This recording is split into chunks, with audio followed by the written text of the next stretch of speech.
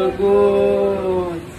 Alam nyo ba guys, may na-discover na naman ako. Masarap na jumbo siomai. The way guys, nandito nga pala ako sa MA Rojas Street, Barangay Kalumpang, Marikina City, para tikman ang sumisikat nila na jumbo siomai at masarap na magic gulaman. At dito yan matatagpuan sa Santiago's Jumbo Siomai, Kalumpang, Marikina.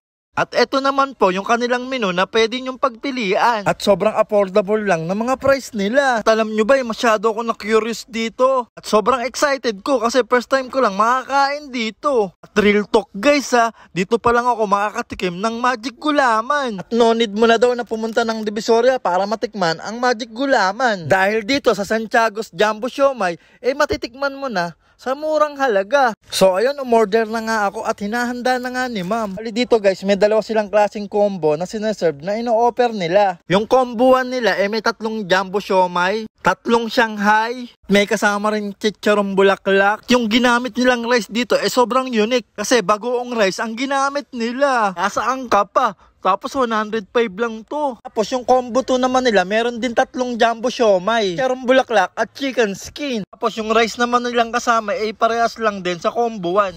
Bagoong rice din. Bibili mo naman to sa halagang 125.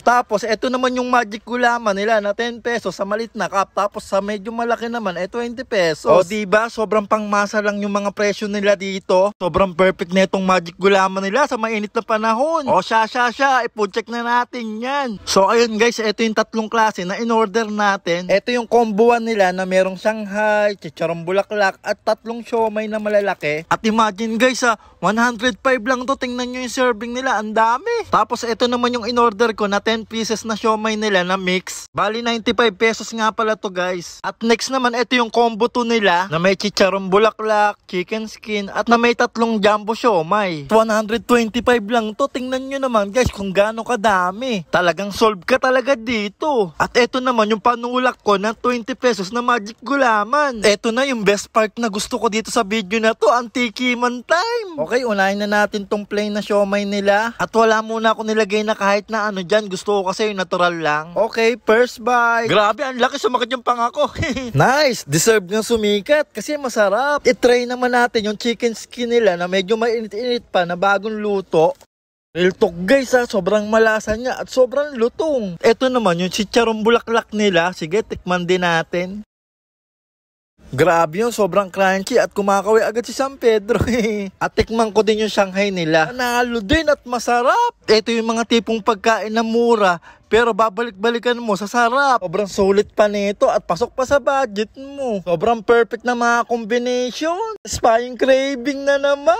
Grabe, hindi talaga ako makaget over sa serving nila dito. Bukod sa maayos at presentable, yung serving nila dito sobrang generous din. Tapos ganito pa kalaki at kasarap yung siomai nila dito. Winner ka talaga. Sasabahan mo pa ng magic gulaman na sobrang refreshing. Sobrang sakto ng lasa, hindi masyadong matamis. Sobrang goods noon, quality. At alam nyo ba, sobrang na-amaze din ako nang malaman ko. Kaka-open lang pala nila ng February 18, 2020 po. At nakaka 1,000 pieces pala sila na uubos na siomai sa isang araw. At sa magic gulaman naman daw nakaka 3 gallon sila. At take note guys weekdays pa lang yan. Paano pa kaya pag weekends? Grabe yun. Sobrang laking pasasalamat nila dahil sa tuloy-tuloy na blessing na dumarating sa kanila. Nakakatuwa din yung mga staff nila dito. Sobrang mabait at approachable. Thank you po sa pag-assist nyo sa akin. Yan guys, legit na masarap yung pagkain nila dito. Naubos ko. Sobrang goods quality. So ayun guys, kung gusto nyo po trip, check out nyo na dito sa Jumbo Siomai. Sobrang dali lang po nilang makita kasi along highway lang sila. At malapit lang sila sa Kalumpang Elementary School dito sa Marikina. So ayan, dito ko na rin po tatapusin yung video ko. Maraming salamat sa panonood. Hanggang sa muli. Aki Kabuhat. Peace out.